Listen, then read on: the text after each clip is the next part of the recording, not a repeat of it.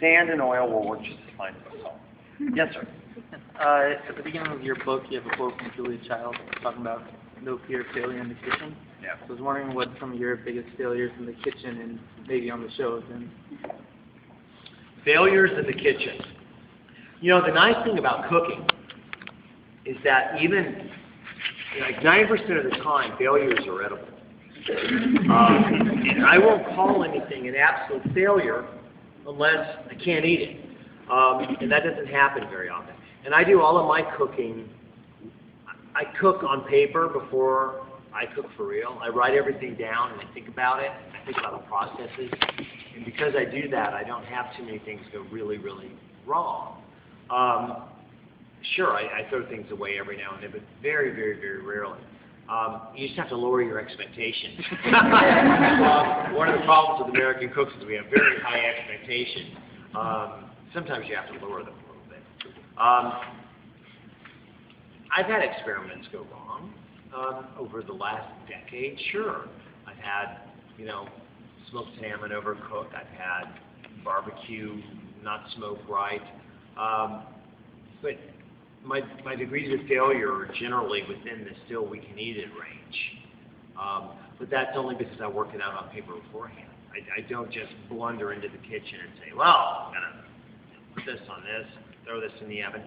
And I think that's what makes the difference. If you think it out ahead of time, at least a little bit, odds are it's going to be edible. That's the great thing about cooking, is that, I mean, to really ruin something, you got to try really hard to ruin something. Enough to where you're like, oh, I hate that. I can't think of anything that I've cooked in the last 8 or 9 years that's edible. Not great? Yeah, sure. I mean, I remember very distinctly a couple of Christmases ago when I made Yorkshire pudding to go with a standing rib roast, and the Yorkshire pudding, it didn't turn out so great. I mean, it was edible. It was edible, but like in the very middle of the meal, like a bunch of us are sitting there, we had company over, and my daughter takes the fork and she sticks it in the Yorkshire pudding, and she holds it up and she said, so, Dad, what happened? And I'm like, the only reason that you'll say that to me is because you still believe that Santa put that crap down by the tree tonight. But you know, it was still edible. So. Yes, ma'am. Yes, sir. Yes, you. You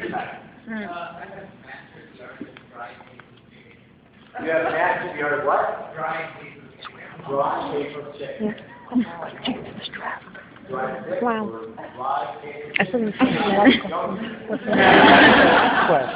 how come not watching like for your people? And everybody in America, all of America has a problem. America is almost defined by chicken. Is that chicken is underdone, done, overdone. There's very little realm of acceptable results.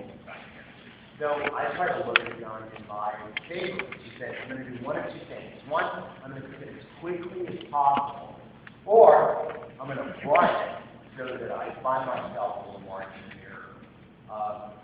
Most of the chicken that I cook at home, I butter it a lot, cut out the backbone, flatten it down, so that I got more surface area. And she did most of it when I cook it. I hook up the panini press, I throw the black bird in, squeeze it down, and wait on top of it. Flat.